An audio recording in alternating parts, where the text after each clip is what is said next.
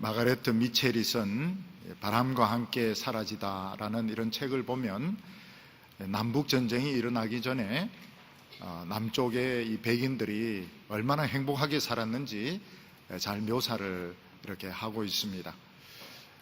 남쪽에서, 남부지방에서 누가 이렇게 신혼여행을 오게 되면 언제 떠나는가 하면 하루 있다가 이틀 있다 떠나는 것이 아니고 아기를 낳고 한 살 정도 키우다가 이렇게 가게 됩니다.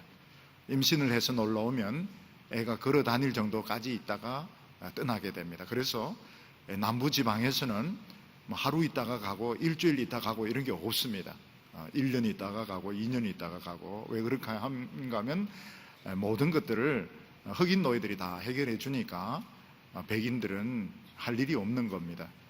그래서 매일 저녁에 파티를 하고 또 매일 저녁에 총을 쏘고 연습을 하고 말을 타고 이렇게 하는데, 전쟁이 이제 일어나면서 남부 사람들은 너무너무 기뻐합니다. 드디어 전쟁이 터졌다 이러면서 전쟁을 굉장히 쉽게 생각하고 전부 막 기뻐서 공중에 막 총을 쏘면서 전쟁이 일어났다 이러면서 막 기뻐하면서 전쟁터로 막 달려가게 되는데, 북군이 뉴올리안스를 이제 봉쇄를 하면서 군수물자가 안 들어오게 되니까 처음에는 군화를 신고 전쟁을 하다가 나중에는 운동화를 신고 전쟁을 하다가 나중에 맨발로 눈이를 다니며, 맨발로는 전쟁이 되지가 않습니다. 결국 남부는 처음에는 많이 이기다가 나중에 끝에 북부에서 독일이나 이런 아일랜드에서 사람들을 돈 주고 사가지고 계속 군인들을 집어넣으니까 결국 이제 남부군이 패배를 하게 됩니다. 주인공 스칼레트는 자기에게 그 춤추자 하던 사람들 다 죽었기 때문에 굉장히 화를 내면서 춤추려고 했던 남자들 다 죽었다 이러면서 이 남부의 이런 문명은 갔다, civilization is gone, 바람과 함께 사라졌다 이러면서 북부군을 욕을 엄청나게 합니다. 양키, 더티 양키 이렇게 해서 사람들이 이 책이 안 팔릴 거라고. 그런데 이제 그 남편, 재혼한 남편이 자꾸 격려를 해가지고 한번 책을 내보라고 그 책이 막 베스트셀러로 팔리게 되고 또 영화가 만들어지면서 바람과 함께 사라지다는 최고의 명작으로 꼽히게 됩니다. 제가 이제 그 책을 읽으면서 너무너무 재밌었던 게 뭔가 하면 그 마가레트 미첼이 그 오빠하고 아버지가 남북 전쟁에 대해서 굉장히 그 조예가 깊은 분들입니다. 그래서 전쟁에 대해서 설명을 하는데 마치 눈앞에 벌어지는 것처럼 굉장히 자세하게 설명하는데, 야, 이거는 참 시시한 이런 소설하고는 달리 참 너무너무 생생하구나. 참 굉장히 그거를 좋아하게 되었습니다. 그 뒤에는 어떻게 했겠습니까? 남부 이 스칼렛하고 오르골을 또 이렇게 사기 시작해서, 오르골이 굉장히 비싼데, 근데 어느 날 충격적으로 미국에서 스칼렛 오르골 춤을 목이 부러져서 온 겁니다.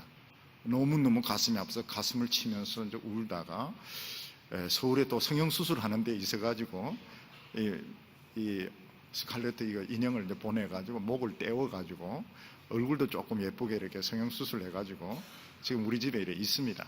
보면 전쟁이라고 하는 것이 참 얼마나 사람을 비참하게 만드는지 생생하게 볼 수가 있습니다.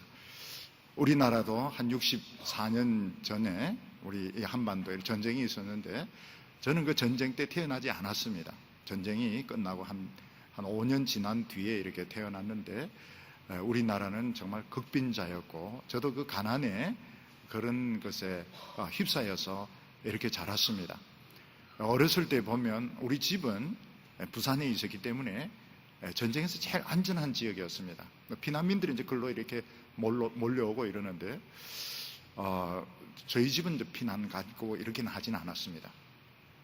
그렇지만 우리나라에 고아들이 얼마나 많았는지 모릅니다.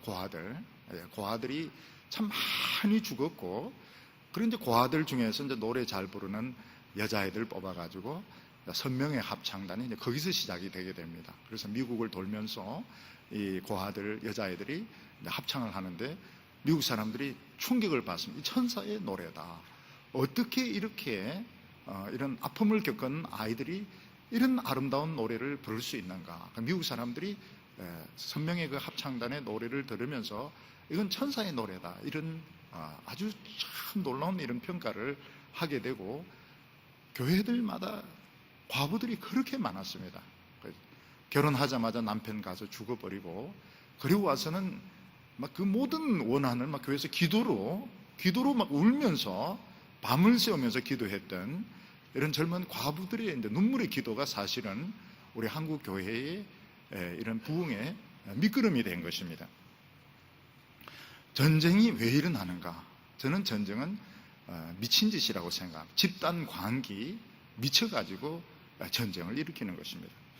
그럼에도 불구하고 이 세상에는 아직도 많은 전쟁이 있고, 또 우리나라도 지금 전쟁의 위협 중에 있습니다. 일본 사람들은 지진을 제일 두려워하고, 필리핀 사람들은 태풍을 제일 두려워하고, 또 중국 사람들도 지진을 두려워하는데, 우리 한국 사람들은 전쟁을 제일 두려워합니다. 특히 우리나라는 모든 이런 시설들이 지상 위에 세워져 있기 때문에 전쟁이 터지면 이게 다 폐허가 됩니다. 북한은 잃어버릴 것이 별로 없습니다. 공장이나 이런 게 그리 많지도 않고 다 요새화되어 있기 때문에 전쟁이 일어나면 우리가 잃을 것이 너무너무 많기 때문에 우리는 항상 양보하고, 또 북한에 뭐 줄 거 있으면 주고 이제 이러면서도 늘 이제 전쟁의 위협에 시달리고 있는데, 근데 전쟁이 터지면은 매력적이지 않습니다. 젊은 사람들은 이제 무조건 다 가서 이제 죽는 겁니다. 여자 청년들은 애인들 다 뺏기는 거예요. 애인들은 이제 전쟁터에 다 가서 죽고, 결혼하면 남자들 가서 죽고, 전쟁은 일어나지 말아야 되는데, 이런 전쟁의 위기가 우리에게는 늘 있는 것입니다. 중국에 보면 이런 전쟁을 아주 이론적으로 책을 쓴 사람이 있는데, 손자입니다. 손자병법, 손자가 쓴 이 손자병법은 지금들도 군인이 읽고 있고, 또 기업 경영인들이 읽고 있는데, 제가 이제 그 책을 이렇게 읽으니까 쉽지가 않아요. 쉬울 줄 알았는데 쉽지가 않고 좀 많이 어렵습니다. 어려운데, 왜 이런 책을 썼을까? 왜 이런 책에 대한 이런 전문적인 이런 책을 손자가 썼을까? 이렇게 생각을 해보니까 아마 자기가 그만큼 전쟁 잘한다는 것을 자랑하려고 썼는 것 같습니다. 손자는 전쟁의 여러 가지 이런 방법을 가르쳐 주고 있는데, 전쟁은 꼭 이길 전쟁을 해라, 이런 이야기를 하고 있습니다. 이길 전쟁을 해라. 확실히 이길 수 있는 전쟁을 해라. 그래서 군사력이 한 배 정도 될 때 이제 공격을 하고, 4배 정도 되면 포위를 하게 되고, 그리고 비슷하면 절대로 공격하면 안 된다고 이야기를 하고 있습니다. 그리고 전쟁을 할 때 지리적으로 어느 곳이 유리한지, 어느 곳이 이제 불리한지, 그리고 이제 맨 끝에 챕터에 가면 이 간첩의 중요성, 정보의 중요성에 대해서 많은 그 이야기를 하는 것을 볼 수가 있습니다. 로마 역사를 보면 여러 전쟁이 굉장히 많이 나옵니다. 로마가 진 전쟁도 나오고 이긴 전쟁도 나오는데, 줄리어스 시즈는 이 갈리아의 전쟁을, 지금은 이제 프랑스 쪽이죠, 갈리아의 전쟁을 전부 이깁니다. 근데 어떻게 이기는가 하면 이동을 굉장히 빨리 합니다. 먼저 가서 유리한 장소를 딱 차지를 하고, 그리고 이제 기병대를 사용을 합니다. 기병대가 다른 기병이나 보병을 포위하는 이런 식으로 해서 전쟁에 이기는데, 줄리어스 시저가 갈리아를 정복을 하는데 100만 명 이상의 갈리아 사람을 죽인 것으로 이렇게 나타나게 됩니다. 그냥 갈리아를 항복받은 것이 아니고 100만 명 이상을 죽인 것으로 나타납니다. 춘추 중국 시대 때 보면 진나라에 백기라고 하는 장군이 있었습니다. 백기가 그 진시황제 앞에 사람인데, 조나라를 공격하는데 그 조나라에서 40만 명이 항복을 합니다. 근데 그 40만 명을 땅에 파묻어 죽여버립니다. 나중에 보면 줄리어스 시저도 암살을 당하고, 백기도 나중에는 좀 자기 전쟁 안 하겠다 이래가지고 왕이 칼을 주가지고 스스로 자기를 하게 됩니다. 그러니까 역시 100만 명을 죽이고 40만 명을 죽이고, 이런 결과는 그 전쟁 영웅들도 자기 인생을 참 비참하게 마치는 것을 볼 수 있습니다. 미국에서 이 원자 폭탄의 이제 아이디어를 이제 제공한 사람은 아인슈타인으로 알려지고 있지만, 아인슈타인은 핵무기 개발하고 관계가 없고, 오펜하이머 박사가 실무자였습니다. 오펜하이머가 원자폭탄 개발에 성공을 해서 미국에서 영웅 대접을 받습니다. 근데 나중에는 이제 이 사람이 거의 미쳐서 죽는 것으로 이렇게 나타나고 있습니다. 근데 이거를 보면, 야, 전쟁에서 많은 사람 죽이는 것도 참 이게 굉장히 나쁜 것이구나. 어떻게 하든지 사람을 죽이지 말아야 돼요. 적군이든지 아군이든지 많이 죽이지 말아야 되는데, 적군이라고 해서 뭐 100만 명, 40만 명, 원자 폭탄을 막 터뜨리고 이랬을 때 본인들의 인생 자체도 굉장히 비참하게 이렇게 끝나는구나 하는 것을 볼 수가 있습니다. 미군은 전쟁을 이제 많이 치렀는데, 월남전이나 아프가니스탄전, 이라크 전쟁, 이런 전쟁에서 자기들이 가지고 있는 그 무기의 그런 화력을 가지고 먼저 이제 공격을 하고 군인들을 많이 투입을 해서 전쟁을 이기는 이런 방식을 썼습니다. 그런데 미군은 이제 월남전에서 이기지 못하고 이라크전에서는 이기지만 전쟁은 굉장히 쉽게 끝나지만 그 뒤에 폭탄 테러 때문에 더 많은 미군이 죽게 됩니다.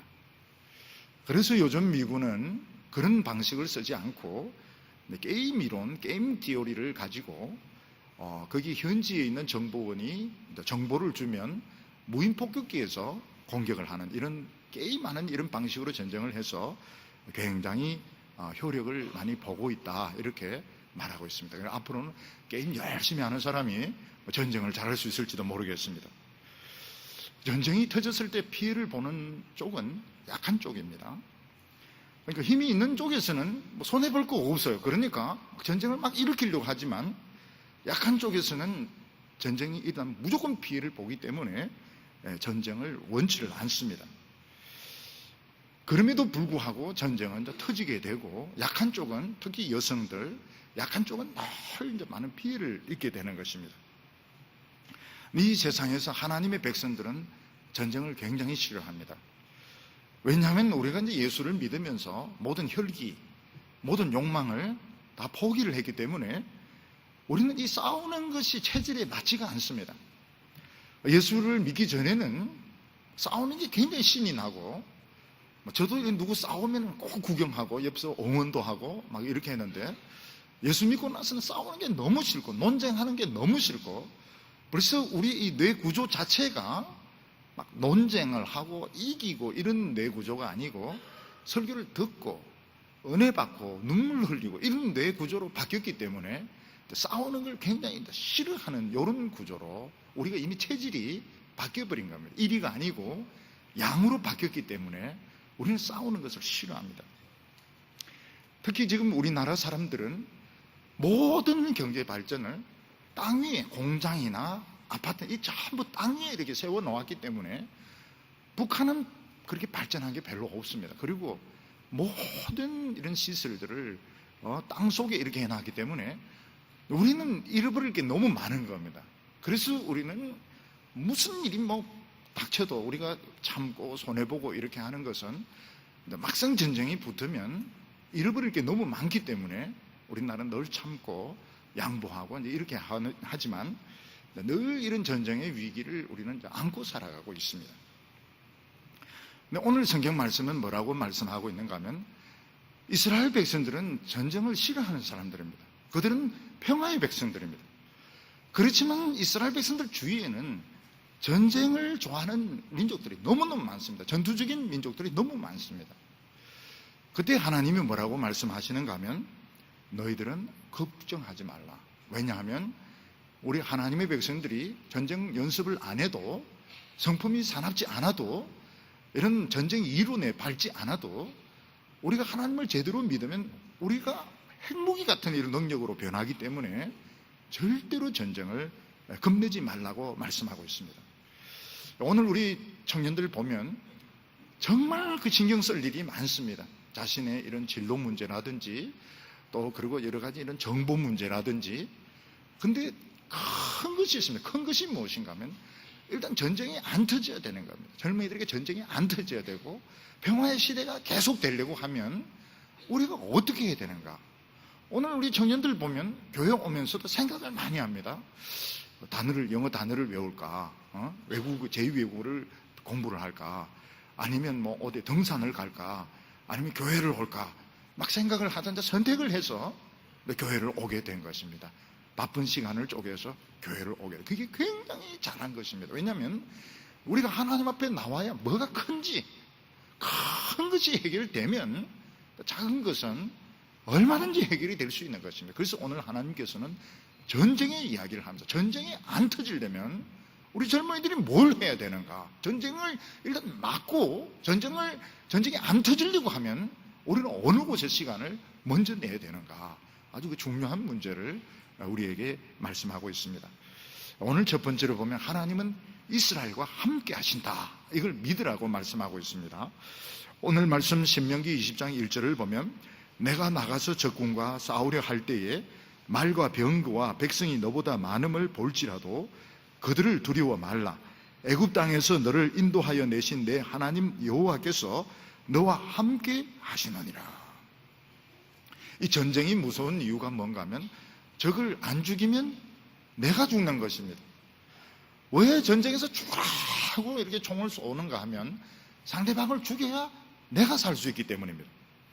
전쟁은 이기면 자유지만 지면 다 죽든지 모든 것을 다 빼앗기게 됩니다. 전쟁은 모든 것을 걸고 도박하는 정말 미친 짓이기 때문에 전쟁은 무조건 이겨야 되는 것입니다.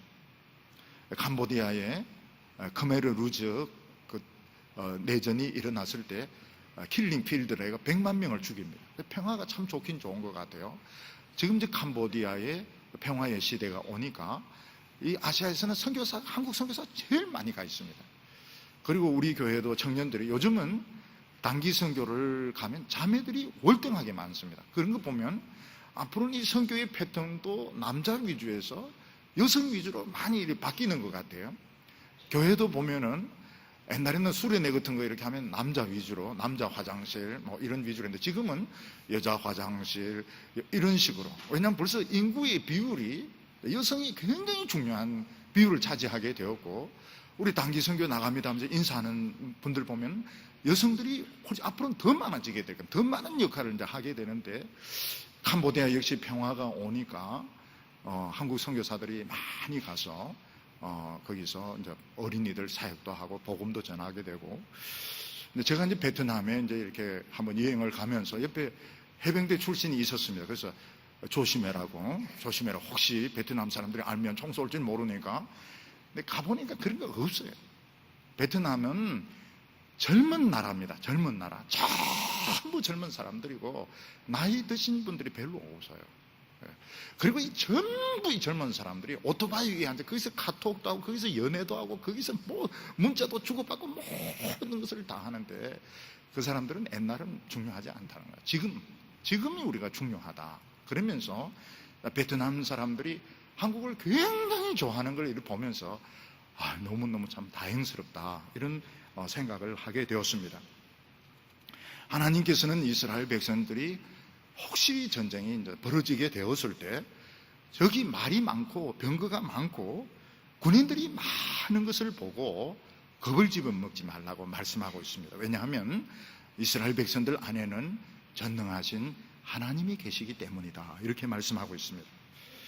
그런데 실제로 이게 굉장히 어려운 이야기입니다. 말은 쉬울지 모르겠지만 참 어려운 이야기입니다. 왜냐하면 전쟁이라고 하는 것은 군사적으로 무기와 무기 화력과 군사의 숫자 이런 거로 이제 결정이 되는 것입니다. 결국은 군사 숫자가 많은 쪽이 이기게 돼 있고 무기가 좋은 쪽이 이기게 돼 있지, 정신력으로 이기겠다, 이거는 굉장한 모험이. 그렇게 하지 말라고 그럽니다. 어느 군사 전문가도 정신력으로 이기겠다 이런 소리 하지 말라고 그럽니다. 미군도 자기들은 병참으로 이겼다, 이런 로마 군인들도 우리는 병참으로 이겼다 이런 이야기도 정신적으로 이겼다, 이런 정신이라고 하는 것은 굉장히 적은 변수로 보는 겁니다. 전쟁을 할 때 있어서. 그런데 하나님께서는 정반대되는 이야기를 하고 있습니다.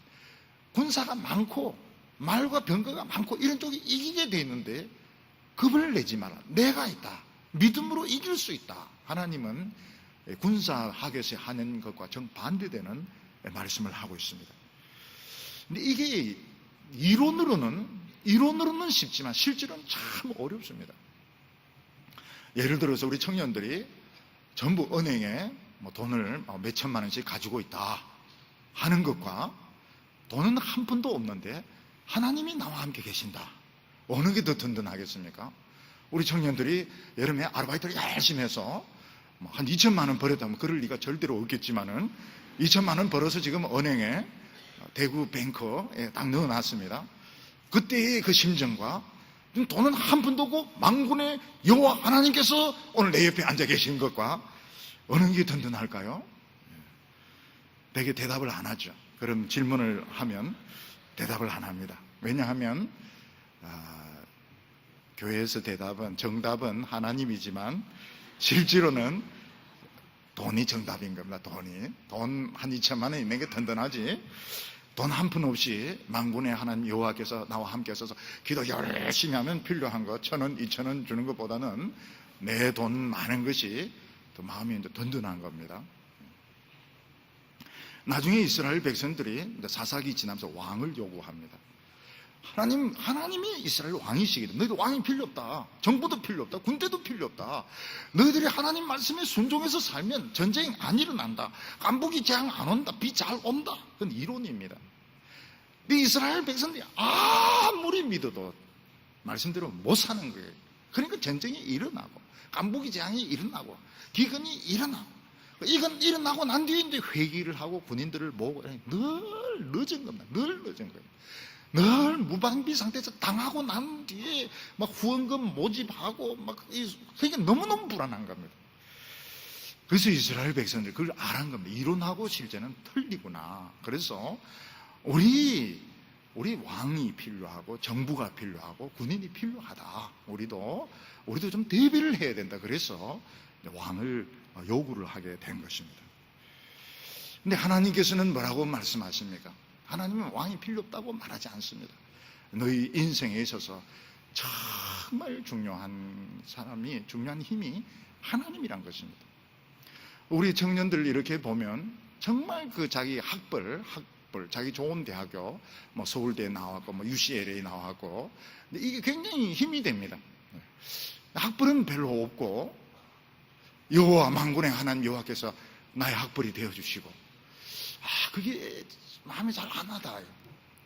그리고 삼성전자라든지 무슨 어떤 큰 좋은 이런 기업체 이런 데 있으면 좀 든든한데 그런 직장 없이 만군의 하나님께서 여호와께서 나의 직장이 되어주시고, 이론적으로는 말이 되는데 그걸 인정해 주는 사람도 없고 자기 자신에게도 사실은 마음에 와닿지가 않습니다. 근데 제가 이제 오랫동안 생각을 해봤습니다. 오랫동안 믿음 생활도 하고 목회도 하고 이렇게 생활을 해보니까 사실은 서울대나 UCLA 아무것도 아니에요. 아무것도 아니고 진짜 이 하나님이 나의 답이 굉장히 간단한 데 있는 겁니다. 하나님이 나의 자랑이 되시고 하나님이 나의 힘이 되시고 진짜 하나님이 나의 자랑이 되신다면 나이도 중요하지가 않고요, 외모도 남이 뭐라고 군지는 건 중요하지가 않아요. 근데 우리는 하나님은 눈에 안 보이기 때문에 딴 거는 다 학벌 같은 거 졸업장이 있지 않습니까? 졸업장이 있고 학위가 있고 눈에 다 보이는데 하나님은 눈에 안 보이니까 안 보이는 하나님을 믿는 것이 그렇게 어려운 것입니다. 유다 히스기야 때는 이걸 믿었습니다. 히스기야가 하나님이 나의 능력이고 나의 자랑이고 힘인 것을 믿었습니다. 왜? 어떻게 해서 히스기야가 이걸 믿었을까요? 미친놈이니까 믿는 겁니다. 근데 이것을 조롱하듯이 아수르인데 18만 5천 명이 와 욕이란 욕을 다 대변을 먹고 소변을 마시고 욕이란 욕을 다 합니다.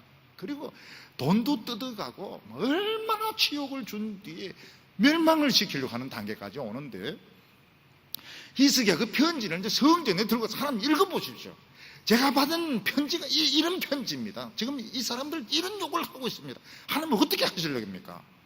그날 밤에 하나님이 18만 5천 명 천사 하나를 보내서 18만 5천 명을 다 의문사 다 죽게 만들어 버립니다.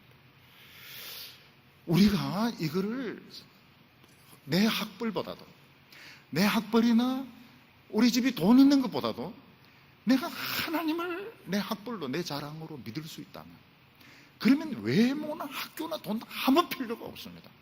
근데 이게 정답인데 이걸 믿는 것이 너무너무 어려운 겁니다.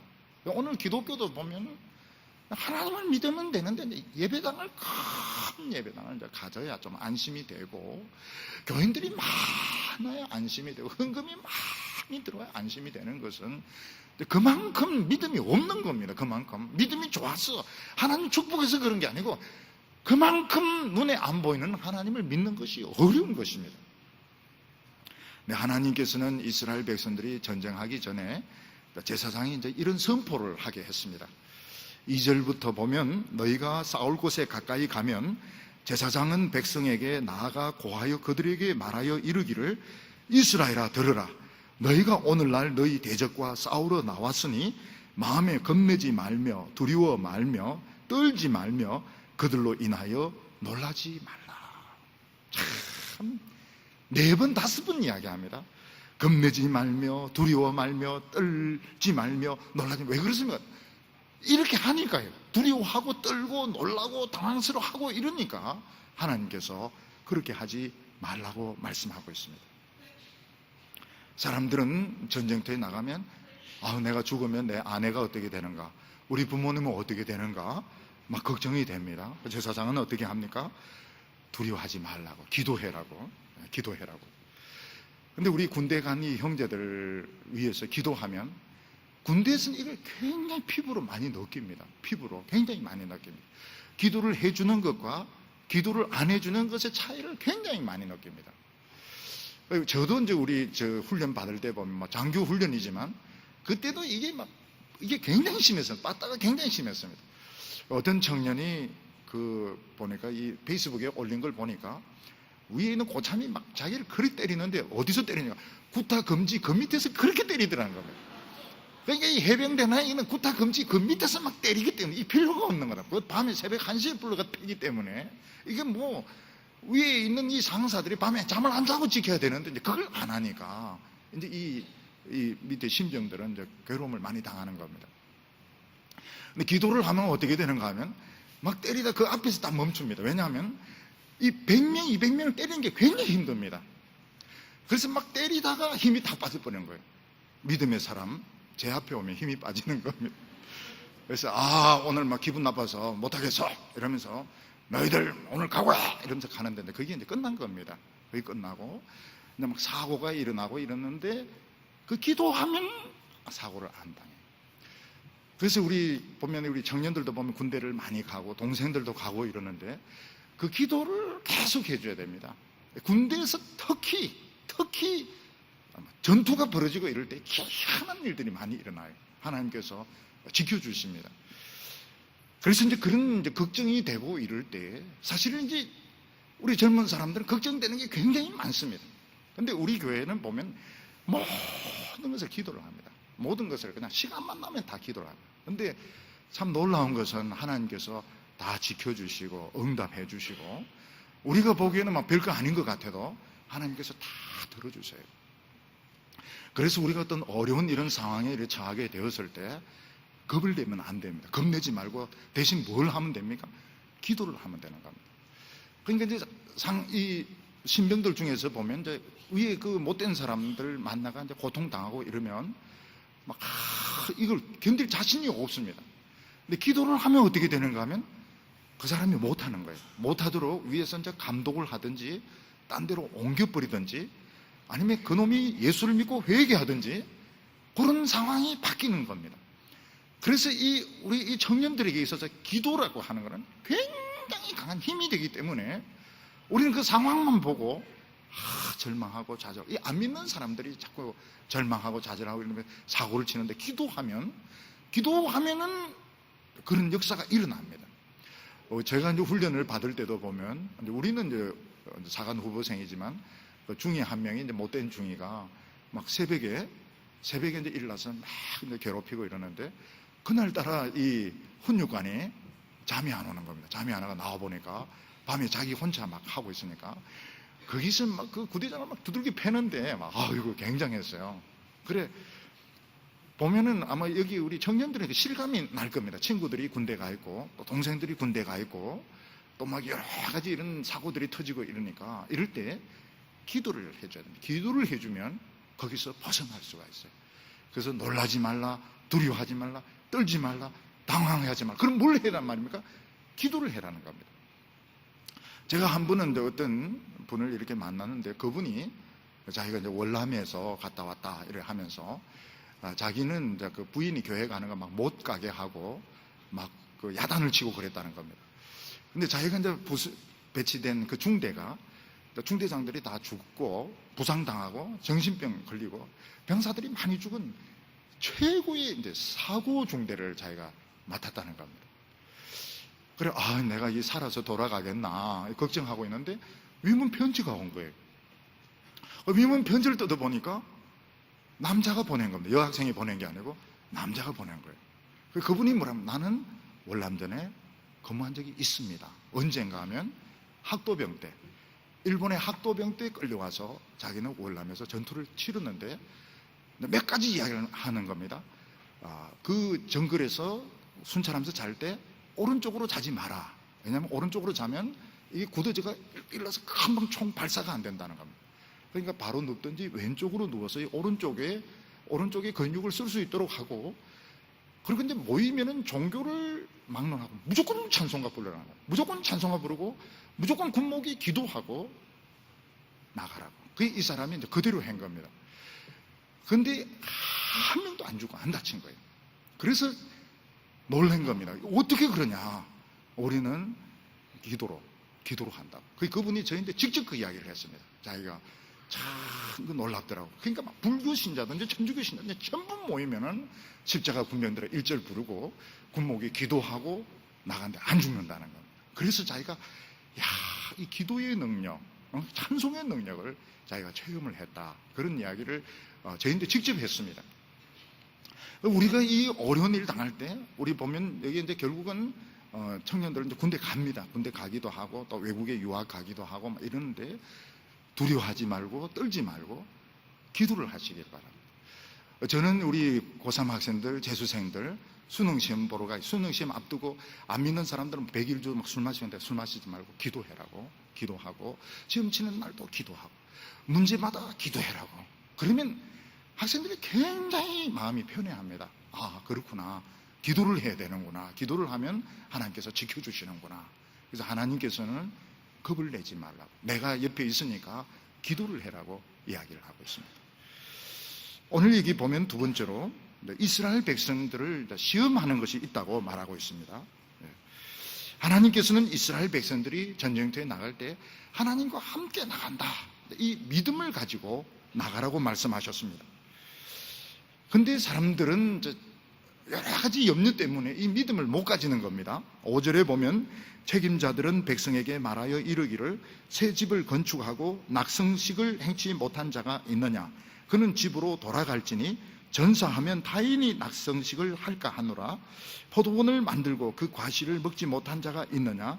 그는 집으로 돌아갈지니 전사하면 타인이 그 과실을 먹을까 하노라.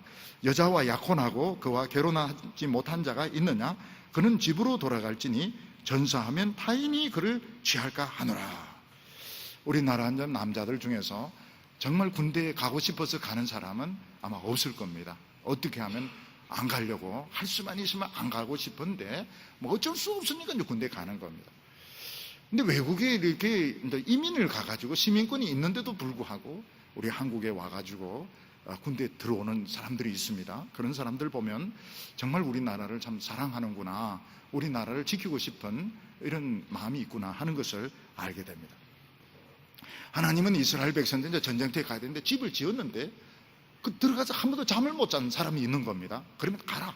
왜냐하면 괜히 집 지어놓고 죽으면 딴 사람이 살지 않느냐. 포도원을 만드는데 한 번도 포도를 따먹지 못해서 그럼 가라. 가서 포도 따먹어라. 왜냐하면 딴 사람이 포도 따먹으면 아깝지가 않느냐. 약혼을 했는데 결혼을 못했습니다. 그럼 가라. 가서 결혼식 해라. 너 죽어버리면 약혼한 여자가 딴 남자하고 결혼하면 얼마나 섭섭하겠느냐. 이런 이야기를 했습니다. 근데 사실은 전쟁터에 나가면서 이런 걱정 없는 사람이 없습니다. 부인 걱정하고, 어머니 걱정하고, 또 뭐 집안일 이제 걱정하고, 이제 이러면서 전쟁을 해야 되는 것입니다. 해밍웨이가 쓴 무기여 잘 있거라.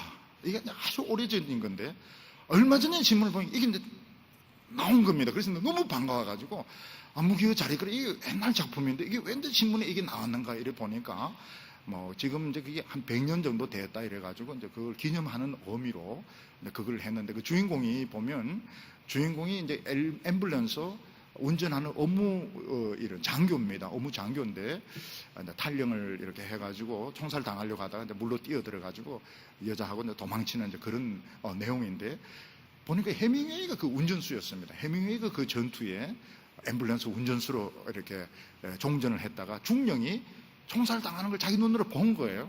헌병이 잡아가지고 너 같은 놈 때문에 우리 이태리가 참 욕을 얻어먹는다. 너 죽어야 된다. 이러니까 너 군대에서 탈영하는 거 너 봤느냐? 너 군대에 한번 가봤느냐? 이러면서 이제 중령이 죽는 것을 보고서 해밍웨이가 충격을 받고 무기의 자리거라 이걸 이제 소설을 쓰게 되었다. 그런 기사가 거기에 있었습니다. 이스라엘 백성들 보고 돌아가라는 겁니다. 돌아가라고. 걱정이 되는 사람은 돌아가라. 근데 이게 전쟁터에 가능하냐? 절대로 불가능합니다. 전쟁터에서는 도망병들, 탈주병은 다 총살입니다. 어느 나라든지 총살입니다. 근데 하나님께서는 왜 돌아가라고 하는가? 현실성이 없는 왜 이런 말씀을 하시는가? 전쟁이 일어나면 한 명이라도 더 붙들어가지고 이제 싸우게 해야 되는데 왜 돌아가라고 하시는가? 그것은 하나님의 백성들에게 어떤 숨은 비밀이 있는 것입니다. 그 비밀이 뭔가 하면 이런 데 두려움, 걱정 이런 걸 다 내려놓고 진짜 하나님의 말씀을 믿고 하나가 될 때 이 하나님의 백성들은 핵무기 같은 이런 능력을 발휘를 하게 됩니다.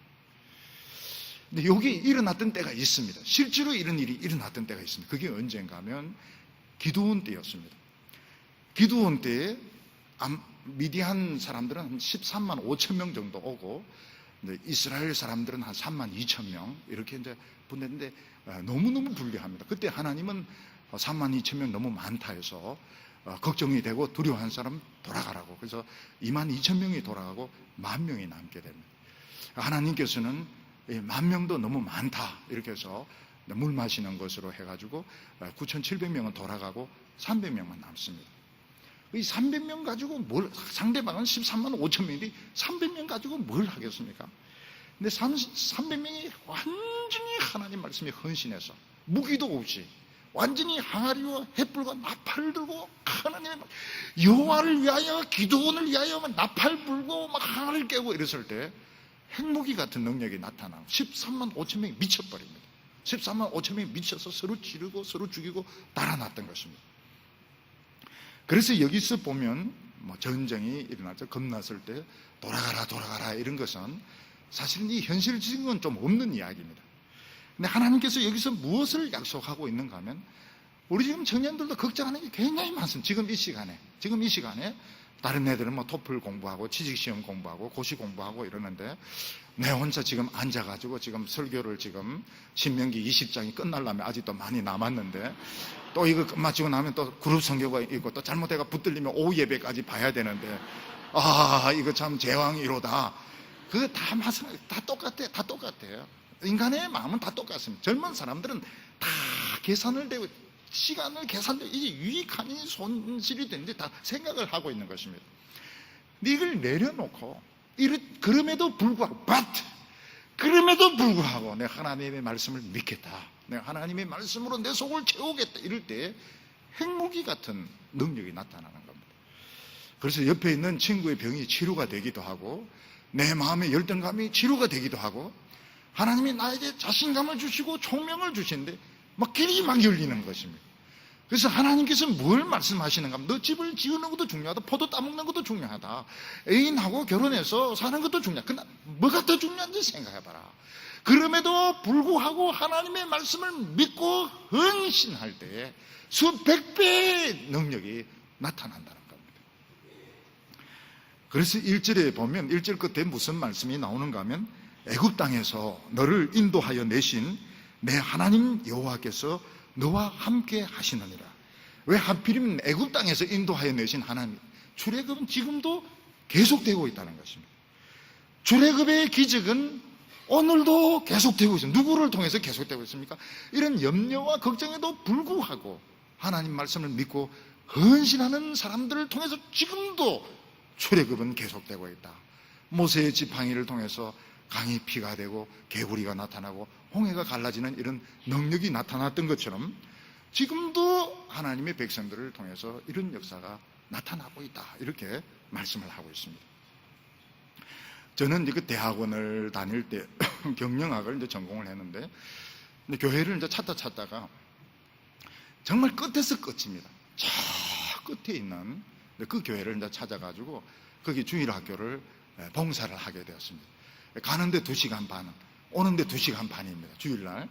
그 대학원생이니까 턴페이퍼를 써야 되죠. 또 그리고 또 막 무슨 나름대로 이제 공부도 하고 뭐 논문도 써야 되고 이런데 주일날 되면은 새벽같이 일어나 2시간 반을 이제 가서 아침에 주일학교 봉사하고 성가대 쓰고 또 그리고 오후 또 주일학교 하고 오후 예배 마치면 성가대 연습을 오후 예배 마치고 나면 그때 이제 성가대 연습을 하는 겁니다. 죽고 싶어요. 너무 딴 거 모르고 배가 고파가지고 올 때 차 타고 오는데 그때는 잠실 이런 것도 없어가 어린이 대공원 해가지고 이제 그 장충동 근로 해서 와야 되는데 어린이 대공원 앞에 내려서 죽고 싶어요. 너무 배가 고프고 지쳐가지고 죽고 싶어요. 근데 그때 마음속에 막 갈등이 막 생겼습니다. 내가 도서관에 가서 막 공부를 하지 왜 이렇게 먼 교회까지 와서 주일학교도 하고 성가대도 하고 여름 성경학교는 또 북치면서 또 동네를 돌아야 되고 막 이래야 되는가. 그래서 갈등이 생겨. 그래도 막 했습니다. 그래도 열심히 막 진짜 죽고 싶었어요. 너무 배가 고프고 너무 지쳐가지고 중간에서 버스 안에서 죽을 수도 없고 내려가고 잔디밭에 누워가 죽고 싶었어요. 그런데 이제 그런 이제 열정도 있고 막 이래가지고 내가 하고 싶은 그 공부를 못했습니다. 그냥 사람이 하나님의 마음, 이 영혼이 중요하지. 내가 뭐 학위 받고 그러면 이제 또 여기 학위 받으면 또 미국에 또 좋은 대학교도 어플라이 끝없이 이제 이 공부를 하게 될 텐데 이것보다는 영혼들을 만나가지고 해야 되겠다. 그래서 이 인생을 그냥 또 다시 한번 굉장히 그 어려운 가운데 이제 휩쓸리게 극빈자가 된 겁니다. 근데 놀라운 것이 뭔가 하면 하나님이 역사하시는 겁니다. 하나님이 역사를 하시는데 그 청년들 집회 가면은 청년들이 막 기도를 하는데 막 펄펄펄 뛰는 거예요. 이놈들이 미쳤나? 왜 이렇게 곱게 예배를 안 드리고 막 펄펄펄 뛰는가? 눈물을 흘리는데 막 분수같이 막 이렇게 진짜 앞으로 나오듯이 막 그렇게 울고 막 그렇게 하는데 처음에는 그 왜 그런지 잘 몰랐어요. 알고 보니까 부흥이 막 일어나고 있는 거예요. 부흥이 막 일어나고 있었던 겁니다. 성령이 막 임하니까요. 그냥 청년들이 그냥 의자에서 내려와서 막 자기들이 막 기도를 하는 거예요. 자기들이 막 기도하는 거예요. 성령이 막 역사를 하니까. 내가 학위를 받고 또 뭐 내가 원하는 직장 가지고 이런 것과 그때 진짜 참 그렇게 배가 고프고 그것도 교회에서 점심도 안 주고 지금도 굶어가면서 지금 청년들 성가대 이런 사람들 많을 겁니다. 점심도 주는데도 없고 막 이래가 그렇지만 나중에 막 이 불같은 이런 역사가 나타난 걸 볼 때 이게 훨씬 낫구나. 이게 훨씬 수백 배 수천 배 낫구나. 하나님이 왜 그렇게 말씀하시는가? 포도원을 걱정하지 말고 약혼한 여자 걱정하지 말라고 말씀하신 이유가 뭔지 그걸 이해를 하게 되었습니다. 하나님께서는 우리에게 핵무기 같은 이런 능력이 있기 때문에 전쟁을 겁낼 필요가 없습니다. 전쟁이 안 일어나게 됩니다. 근데 만약 우리가 사소한 욕심에 빠져가지고 이기심에 빠져가지고 예배 보는 것보다는 단어 외우는 게 더 중요해. 예배 드리는 것보다는 사람 만나는 게 더 중요해. 이렇게 해버리면 이 핵무기의 능력이 없어지기 때문에 더 큰 것을 잃어버리게 되는 것입니다. 우리 사랑하는 청년들 마음속에 많은 염려와 갈등이 있는 줄로 압니다. 그거는 작은 것들입니다. 그건 큰 것이 아닙니다. 더 큰 것에 비하면 여러분들에게는 중요하지만 사실은 작은 욕심에 불과합니다. 하나님께서 오늘 우리에게 말씀 그거 좀 내려놓고 하나님의 말씀 믿을 때 내가 지금 돈 버는 거, 내가 연애하고 있는 거, 공부하고 좀 내려놓고 내가 하나님의 말씀을 믿을 때 하나님이 부흥을 주시고 기적을 주신 이게 결국 전쟁을 막는다는 겁니다. 이게 결국 젊은이들에게 부흥을 주신다는 겁니다.